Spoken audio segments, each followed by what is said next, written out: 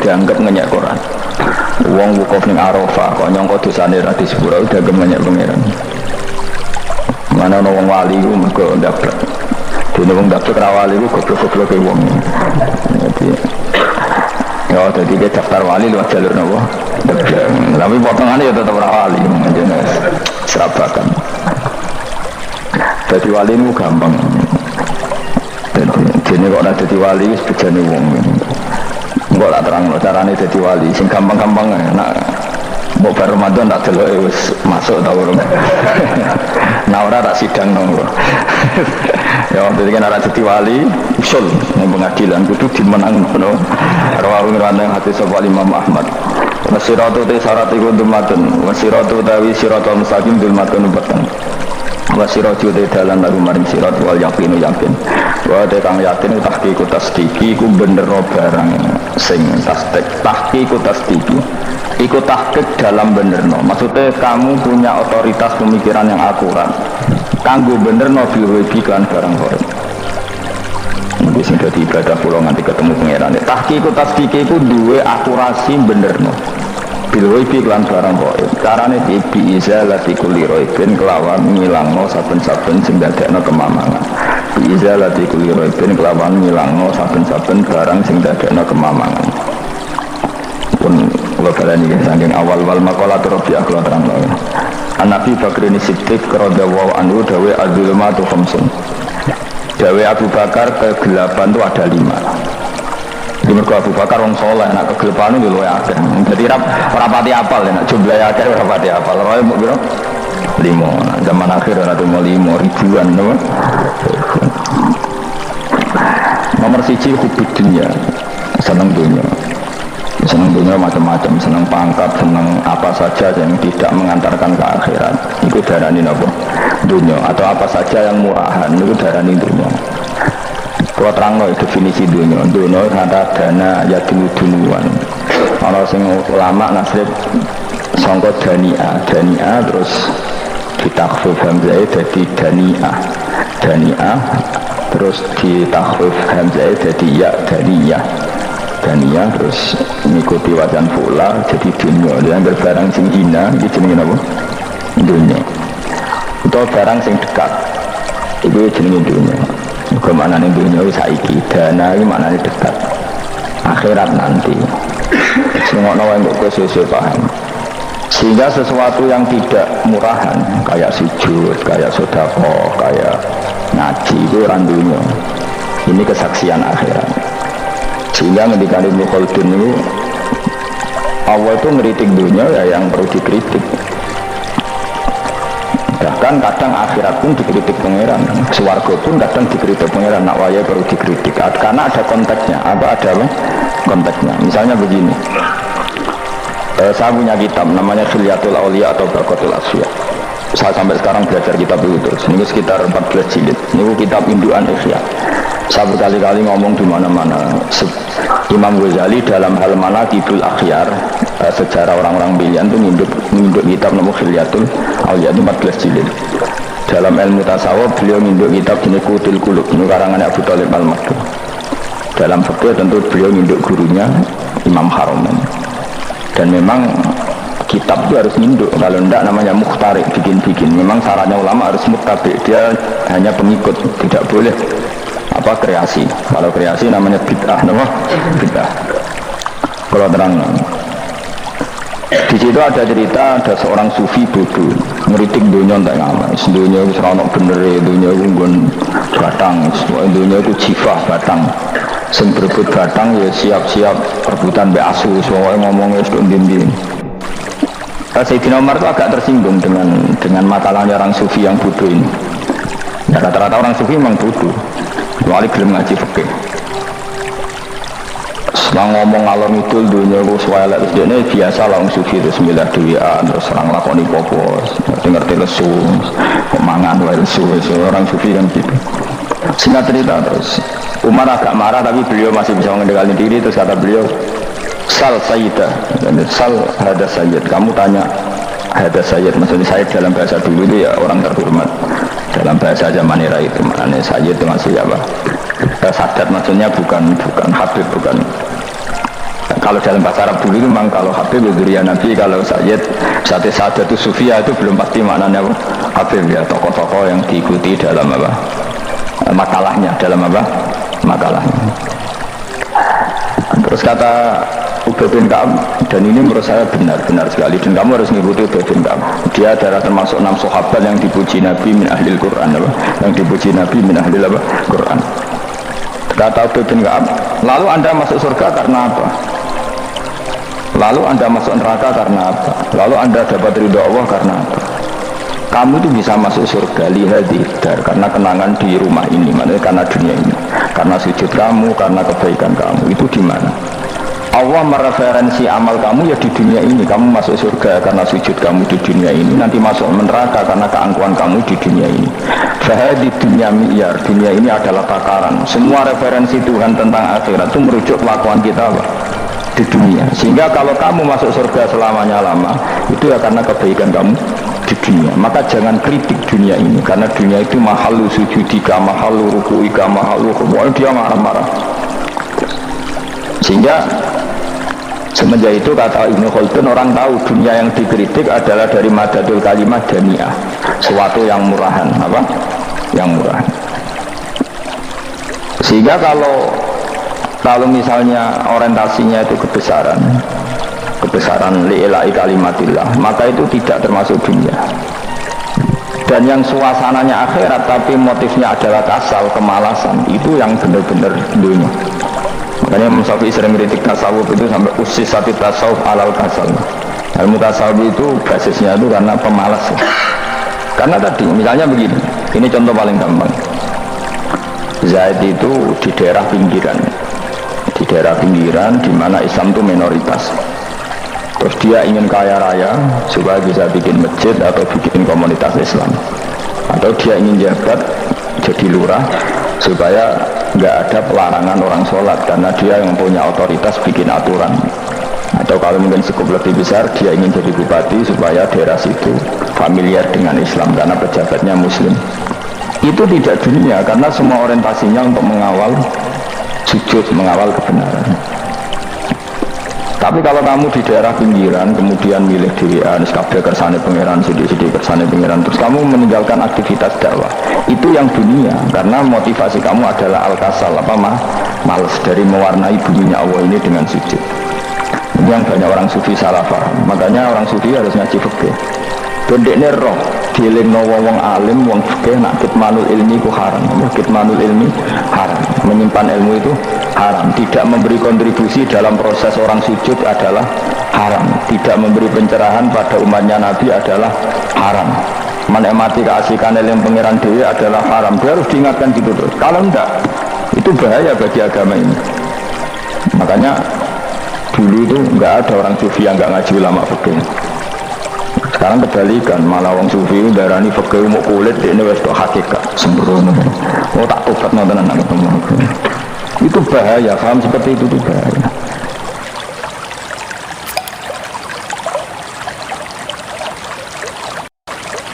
Karena sekarang itu sufi itu jadi identitas kesalehan. Jadi yang berumah komel sufi koyo-koyo sak dhuwure ahli napa? Fikih. Itu bahaya.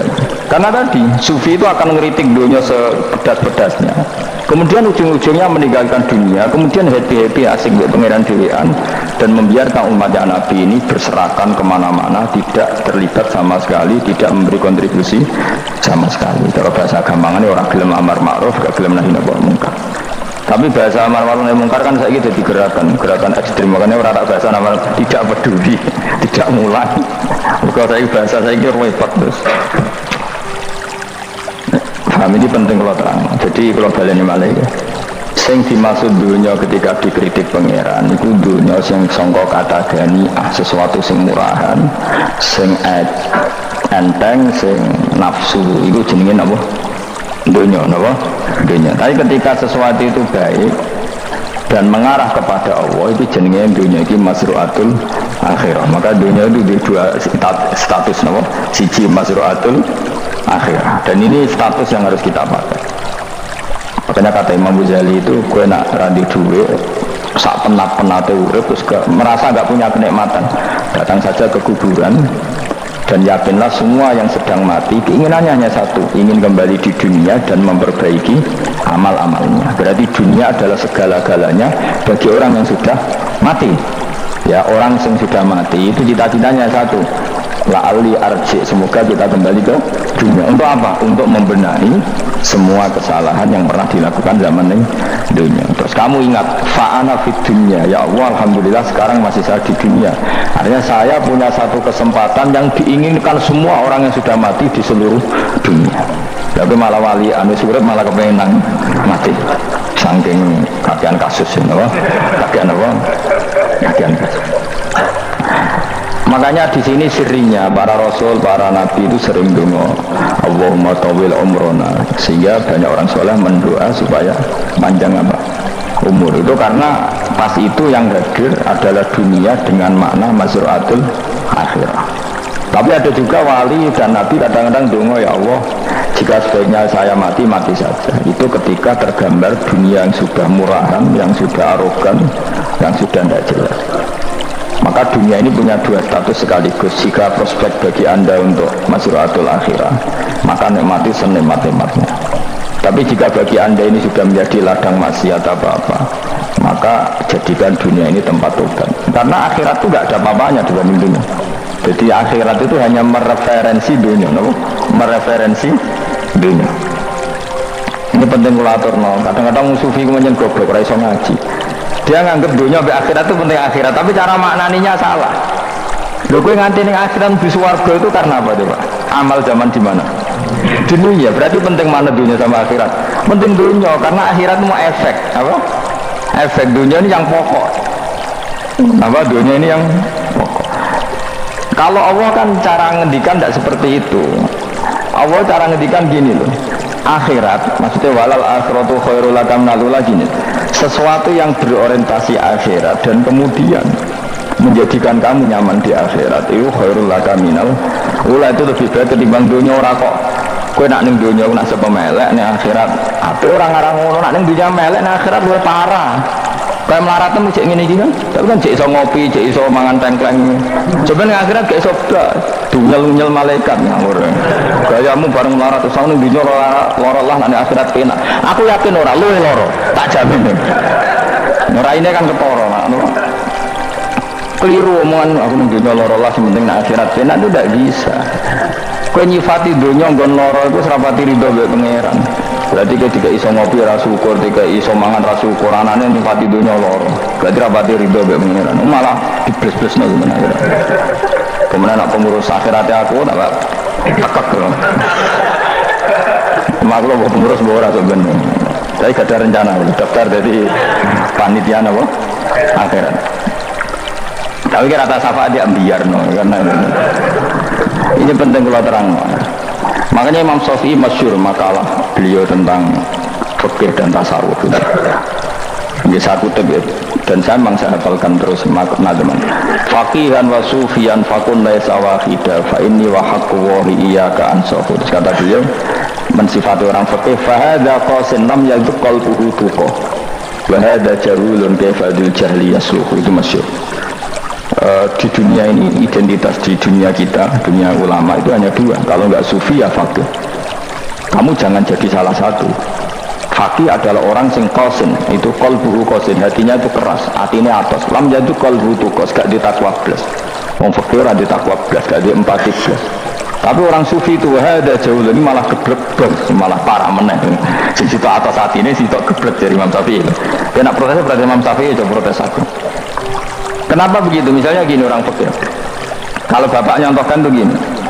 Orang fikih itu punya aturan. Misalnya kalau rukuk tidak begini nggak sah. Sujud kalau nggak begini nggak sah. Sholat kalau tidak begini nggak sah. Oke, aturan itu baik.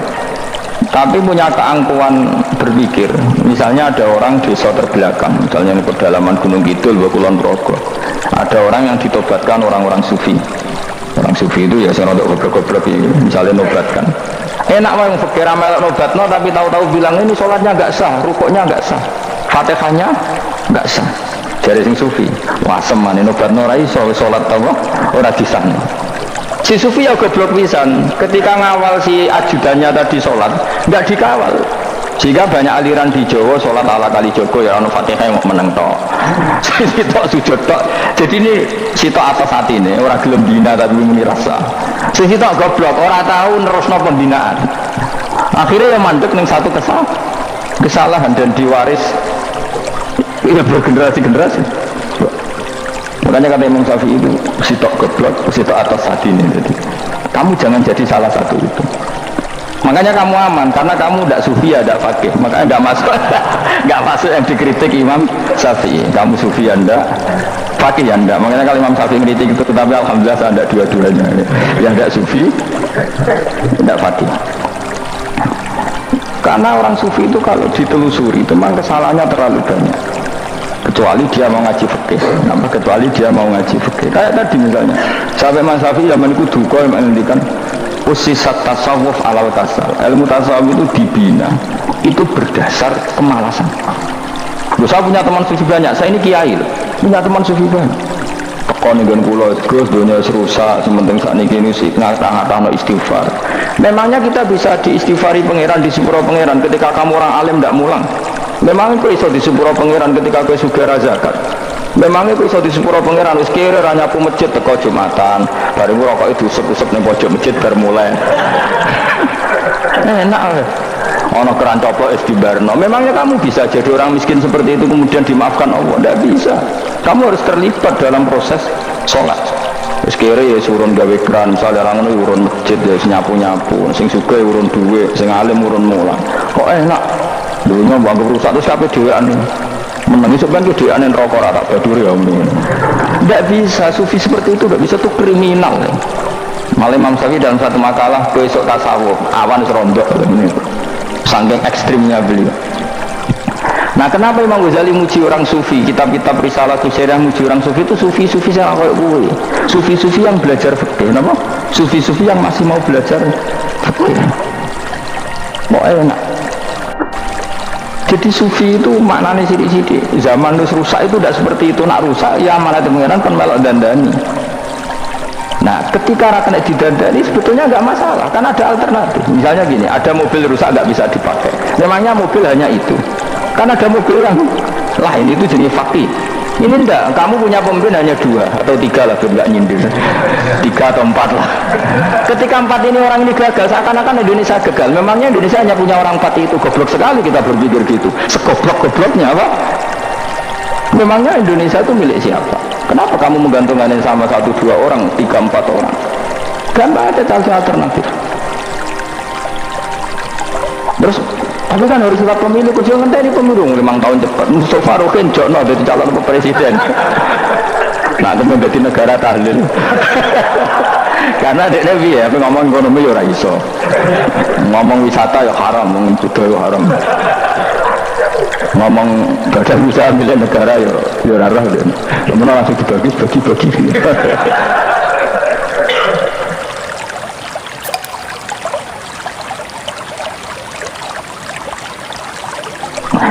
Tapi kelirunya kita selalu begitu. Ketika kecewa sama pemimpin, seakan-akan dunia ini tergantung pemimpin itu. Mana ada dunia ini dipasarkan sama makhluk oleh Allah. Dunia ini milik Allah, nggak pernah dipasarkan makhluk. Bahkan kiai mati pun nggak ngefek pada agama. Dulu sahabat meninggal agama jalan, wali songo orang-orang pilihan meninggal agama jalan. Karena Allah tidak ridho dunia ini, agama ini, dunia maupun agama dipasarkan sama seseorang. Allah yang mengurus dunia ini. Apa nak konglomerat mati terus uang melarat kabeh? Tidak. Apa nak wong soleh mati terus wong bejat kabeh? Allah yang mengurus agama ini, mengurus dunia ini. Saking goblok, nak ono mah kecewa mbek makhluk. Ya Allah, terus seakan-akan dunia ini runtuh. Ono pegatan sakake saya kira ono sing lanang. Banyak orang pegatan terus bojo luwe apik. Bojone mati sing wedok malah makmur akeh to. Makanya pangeran nanya manusia itu entek-entekan. Allah nanti ngendikan gini masalah pegatan. Unik ngendikan pangeran. Ya rodok manekno wong pegatan. Wa iya tafarraqa yughnillahu kullam min saati. Kamu tidak usah takut dalam suami istri itu bercerai. Wa iya tafarraqa, jika 2 suami istri bercerai, yughnillahu kullam min saati, bahkan satu-satunya per satu dari kedua mempelai ini bisa dikasih lebih kaya. Banyak enggak uang pegatan akhirnya lebih makmur? Dan kenangannya sumpah pegatan mas di aku untuk bojo sing dhisik wis Aduh, selemu goblok. Enggak sing lanang karena bosen di judisi yang nonton saya gitu bojo konak bojoku yang dhisik. Banyak enggak orang pegatan kemudian kenangannya itu baik sama yang sekarang. Dengan yang lalu mau gerutu tok banyak enggak? Banyak. Dulu kita punya pemimpin yang cakap, yang otoriter. Zaman itu pun di demo. Coba kita ini kan mulai dulu yang jadi pemimpin di demo kok cek urip pantas di demo kan es mati di gue kelangenan. Kelakuan kok ngono mulai dhisik nganti saiki. Kiai juga gitu zaman urip dikerwiti kok bareng mati kiai penggantinya dikritik ora koyo kiai dhisik. Iku ora ya coba 66 Pak Karno dikritik orde baru diurus begitu. Nabi yang ngono mangsamu mau presiden tok. Nabi itu kan mukjizat itu ngaji. Jadi mukjizatnya Nabi itu ngaji. Dari masyarakat pun mukjizat orang keren gas. Mukjizat itu kudu nganggo tongkat. Jadi seru napa? Yang Nabi Harry Potter. Jadi Nabi itu mukjizat kok mulang. Mulang itu mengatur logika supaya mampan nikmati Allah dan Rasul. Itu mulang. Mereka agak seneng, mat. Caraku nabi-nabi di sini di tongkat apa no, mat. Jadi seru, seru main sebelah, pokoknya seru lah. Nabi sempat tertarik, ya kepengen di tongkat tahu Nabi gua. Kita ya sangar lah, jadi Nabi ngalor itu gak apa, tongkat nggak sing ngelawan plus terus ketemu segoro. Kan ya seru lah, misalnya orang Yogyo macam-macam tutup terus likuifaksi do tenggelam kan seru lah, apa? Nah jarak-jaraknya pengiran dulu lucu. Dia mati jauh tongkat, gampang masalah tongkat. Sekarang ngetok nawet kan gampang tongkat. Memang kamu tongkatnya Nabi Musa terus digawe, dikai mori, terus dikai minyak, ya ora dijebuk nawet, diketok nono memang kamu. Oh sing hebat itu sing nyekel dol ora. Ya jajal tongkatnya Musa tak kena gue. Ora ono pengaruhe. Wong saiki nggone Turki nggo tontonan ora piye-piye. Lah nek mbate cek aktif Pak Turki nantang Israel duel lan. Lah wong di tongkate Nabi Musa kok digertak Israel rawani. Lah nek cen tongkate iku tenan nak oh. Sing sakti sing nyekel dul ora perkara tongkate. Nah cara wis dhisik sono HP Nabi Musa, HP-ne Nabi Musa luar biasa jare itu. Akhirnya Nabi Muhammad itu sempat kepingin jawab pengiran unik. Awalam yakfuru bima utiya Musa min qabl. Mate kok gak eling apa zaman Musa nggo tongkat wong terus do iman. Awalam yakfuru bima utiya Musa min qabl qalu sikhrani tazar wa qalu inna bikullin kafirun. Apa zaman Nabi Musa itu terus wong do iman. Ya tetep komentar dari tukang sihir. Padha wae. Nggo mujizat ora padha wae wong nek berdua itu tetep berdua. Zaman Pak Karno sing tukang ngeluh ya ngeluh, zaman Pak Harto tukang ngeluh ya ngeluh, zaman Mega sing tukang ngeluh, sampai saiki sing tukang ngeluh ya wis kegiatan. Kiai yang ngono. Kadang ada kiai saiki misalnya Surabaya zaman Mbak Arwani, Mbak Zubeh. Memangnya zaman Mbak Arwani wong kudus ngaji kabeh. Wong saku ya kelakuane wis ngono-ngono wae. Jare kula ya kadang ya wong komentar. Gus wae ora kaya zaman Bandur Salim. Lah aku wis dididik bapak, zaman Bandur Salim kok wong ya ngono. Kok bapak zaman Bandur Sam kok ngono sampai zaman Mbak Sunan Bonang misal. Ayo jajal, masa wong Yogyo saiki ora kaya zaman Bali Maksum Mbah Munawir. Memangnya zaman itu wong ngaji kabeh. Tidak juga kan, sarafku kiai nak ngaji sing ngaji ya wong ngono-ngono iku pancet ngomong iku. Itu pengalaman.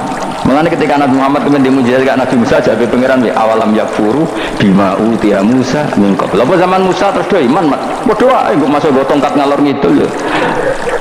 Biasa wae, Mat. Gak usah mujizat-mujizatan mulang wis ngoten.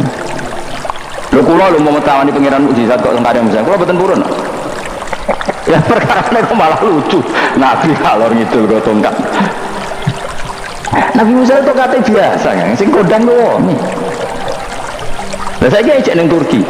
Nek kata tenan cek top Israel tuntas suwabet terus likuifaksi tutup suwabet meneh dadi negara bebas wong Israel. Terus Raja Tayyip manggon kono. Itu aneh-aneh. Makanya penting yang dikatakan mukjizat itu ngaji kan. Ngaji itu bisa membentuk yakin. Yakin itu bisa membentuk tahqiq. Nah caranya yakin gimana tak warai kan menjadi wali. Wali sing jalur ilmu, jalur marat wis kowe luwih iso lah. Wali ku jalur yakin. Alim iso dadi wali, jiwet dadi wali, marat iso dadi wali. Syaratnya ridho ora kepengin sugih. Ya syarat marat dadi wali ya ridho, ora terbesit kepengin sugih ora tau muni lho umpama aku di dhuwit ora dadi wali, muni umpama tok wis ora dadi wali. Jadi fa inna law taftahu amala syaiton, karena mengatakan umpama itu wis buka pintu setan. Jalur apa ya? Nah alim syaratnya hafal Quran, hafal ribuan hadis. Ya nak zuhud syaratnya radhi rapi rawi anan. Nak pikir ra oleh diangen-angen ae milih apa rasa jadi wali? Gak usah ya. Kalau terang ini penting. Kenapa saya sering kritik orang sufi? Karena sufi sekarang itu beda dengan sufi dulu. Di Jawa Timur itu keluarnya para kiai ya gitu. Kalau ada orang ikut torekoh tertentu terus gak gelem ngaji takrib, akhirnya lingi pangeran suwengi tapi sesuci ini keliru. Masalah didik anak bojo keliru karena ya mau sementara la ilaha illallah terus mau la ilaha illallah terus itu gimana? Kalau kita iman sama Allah, itu iman dengan aturan-aturan Allah. Misalnya kita seneng cawe wedok, terus mbok sebut jenenge tok, kono yo wedak ra mbok kei, yo mangan ra mbok kei. Terus kamu tidak mempelajari sing disenengi pacaran ku apa? Senang Allah itu maknanya senang ketentuannya Allah. Allah yang menyukai apa? Kalau kita zina, kalau kita maling, ketika korupsi. Allah yang suka apa? Kalau kita sujud. Lalu syaratnya sujud apa? Harus dalam keadaan suci dari hadas besar maupun hadas kecil dan tempatnya tidak ada najis. Bahkan harus gitu. Itu senang Allah kok menurut Allah senangi terus pingsan, kesemper, terus nak tepak harus darani wali. Darani wali ono salam template apa-apaan. Nanti bapak kula saking kerasnya. Lah wong darani wali nek melete keren aku jadi tak apa aku jadi. Kok saged. Paling zaman akhir darani wali dadi gula wong salah templek ngekeki dhuwit. Tapi nak wong alim darani wali sing dadi pinter akeh. Coba jajal lah wis ayo. Nak ora percaya ruhin maklumno nak saiki wali, nak ora dadi gula mbek dhuwit. Ayo saiki umumno nak ruhin iku wali. Reaksi masyarakat kira-kira piye? Salam template terus sangat malam merek rokok erugen misalnya rokok apa ya terus ditukokno. Tapi umat dapat apa itu? Tapi ketika orang terkenal alim umat dapat banyak karena bisa ngaji caranya sesuci piye, caranya zakat dia yang wajib zakat apa saja caranya dekat. Tapi saya gak wali kalah be apa wong alim kalah be wali. Wong iki diceritani Gus kulo nek wong alim jejer be wong terkenal wali kok ora salaman beda. Ya akhirnya melarat salam. Maksudnya salaman kok ono maknane di Jawa Timur. Serau tadi terang maknane opo. Wah kere. Wah kowe padha wae wong alim kok kasut to. Nek kok kasute perkara hasile iku. Iku ya sarap pisan padha wae. Sing padha kula niki. Tapi sebenarnya kita harus jadi pelajaran. Kalau ingat Allah itu ingat aturan-aturannya Allah. Terus keling Allah suwengi terus piye? Allah bikin aturan, kamu suwengi di masjid itu ketentuan fikihnya kayak apa? Kalau istri kamu sakit, anak kamu sakit, kamu wajib menghormati anak cucu dan itu juga perintah Allah. Kecuali Allah dulu nggak ada zaman Nabi seperti itu. Nabi itikaf suwengi di masjid busuk mikir wiridan, ya mulang biasa. Wiridan sekadarnya, habis itu Nabi yang ngajar biasa. Siapa yang tanya tentang khaid, siapa yang tanya tentang ghanimah, siapa yang tanya. Jadi ya selalu naka anil anfal. Ketika mereka iskal, lalu ghanimah cara bagi gimana ya Rasulullah? Dibagi wa'alamu annama ghanimtum min syai'in fa'anilillahi khumusahu wa lirrasulullah 1/5. Ada yang tanya lagi, wa selalu naka anil makhid. Istri saya cara ngakad tidak normal ya Rasulullah, kadang-kadang over, terus disebut itu istihadah apa? Ditanyakan. Ada yang kaya usul ya Rasulullah duit kalau kata lalu tak kasihkan siapa? Ya selalu naka madayun fikun. Ora kok terus ana pangeran sungi-sungi terus do ngantuk, bariku keturu, bariku makan-makan ora ono ngono.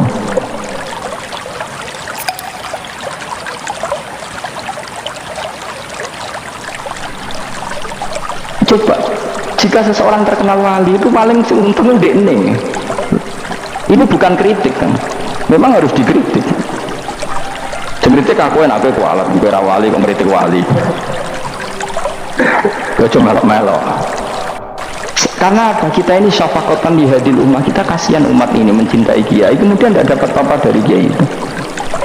Caranya apa ya? Kita mulai. Makanya Rasulullah itu masyhur kan di sebuah hadis, sama cari di Muqaddimah Majmu', di Muqaddimah Ihya, hampir semua kitab ulama top itu menyertakan hadis ini. Nabi ke masjid, ada satu kelompok yang nangis-nangis dungu, ada sekelompok yang mulang fikih. Mulang itu ya, iki halal, iki haram. Iki sholat begini nggak sah, ini pokoknya mulang aturan-aturan itu ya. Nabi ngadeg, kemudian Nabi bilang gini, kilakuma ala khairin, dua kelompok ini sama-sama baik. Tapi apa yang terjadi? Amma haula fayatuna wa, mereka adalah kelompok-kelompok yang minta sama Allah, insya'a ajaba wa insya'a la. Kalau Allah mengendaki ya disebadani, kalau enggak ya enggak. Tapi ini kelompok yang membicarakan hukum-hukumnya pangeran, pasti Allah ridho. Wa innama bu'istu mu'alliman, memang sing jenenge nabi itu untuk mengumumkan halal haram, maka nabi terus ikut yang kelompok belajar tadi. Karena dikatakan coba nabi diutus jadi nabi itu apa? Saya tanya, bikin aturan, caranya tawaf ke Ka'bah begini, dulu tawaf itu wudu, dulu tawaf itu bawa hubal lata, dulu tawaf itu dengan penuh kemusyrikan. Nabi datang, dong tawaf itu aturannya gini, nggak boleh ada yang berbau syirik, caranya tawaf 7 kali, baca kalimat ini. Sa'i juga gitu, dulu yang namanya sa'i itu setar megang berhala Ishak, nanti di Marwah megang Nailah, setarnya gitu, dari kesyirikan ke kesyirikan. Terus Nabi datang, nggak boleh megang Ishak dan Nailah, harus dibongkar. Dimulai dari labbaik Allahumma labbaik la syarika lak, innal hamda wa ni'mata laka wal mulka la syarika lak. Itu Nabi. Sehingga saking ekstrimnya, sahabat itu dulu nggak mau disuruh sa'i. Nggak ya Rasulullah, kita ada sa'i, tempat yang dulu kita syirik di situ. Karena kalau sofa setarnya pegang Ishak, nanti kalau di Marwah pegang Nailah, itu nama berhala. Terus Allah menurunkan inna sofa al-marwata min sya'airillah faman hajjal baita wa atamara fala junaha. Istilah pengiran fala junaha, kalau kamu sudah Islam nggak apa-apa sa'i. Kenapa bilang nggak apa-apa? Karena dulu pernah sahabat merasa dosa, karena itu dulu basis kemusyrikan. Jadi ini penting saya utarakan, lagi-lagi yang digerakkan Nabi adalah aturan main dalam hidup ini. Nama aturan main. Lalu kalau ini pasaran ini kalau mucal nopo tak benar ya. Kalau mucal ini Haji Tolibin karangan Imam Nawawi, kita fikih. Mergo kula niku mangkel. Kadang wong alim terus darani wali, darani wali ngomong teko njuk pangestu. Kadang kurang ajar meneh wong ape kaji, njuk ndongakno kaji mabrur. Luwih parah meneh. Nah, kula tak ngamuk tenan. Kowe nak langsung ndongakno wong iku kaji mabrur padha karo ana wong ra iso numpak sepeda motor. Iki kula badhe numpak sepeda motor, ndongakno selamat. Wong belajar ya ora kok ndongakno selamat. Mesti ini gue takut sih cara numpak sepeda motor piye lagi juga nggak selamat. Wong ngisi sore mesti selamat. Ini orang ngisi pun ya itu berarti numpak sepeda motor juga selamat. Aneh gak pertanyaan seperti itu? Permintaan minta selamat ketika kamu tidak bisa naik motor itu aneh gak? Aneh.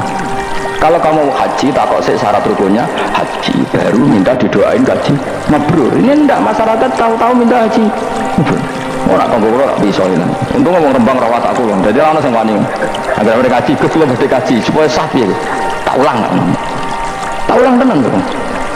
Selain tentu belajar di manasik. Paling tidak dengan fatwa seperti ini orang terbiasa nak tekone manasik itu dirungokno. Kenapa? Kadang ya orang tekone manasik ngantuk tok.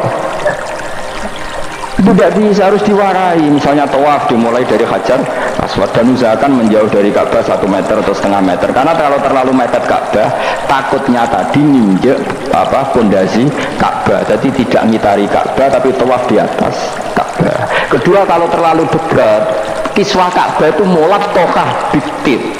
Kiswah Ka'bah itu penuh dengan minyak. Dan kalau terlalu dekat menyentuh, padahal orang ikhram itu nggak boleh nyentuh kiswah. Jadi harus diterangkan.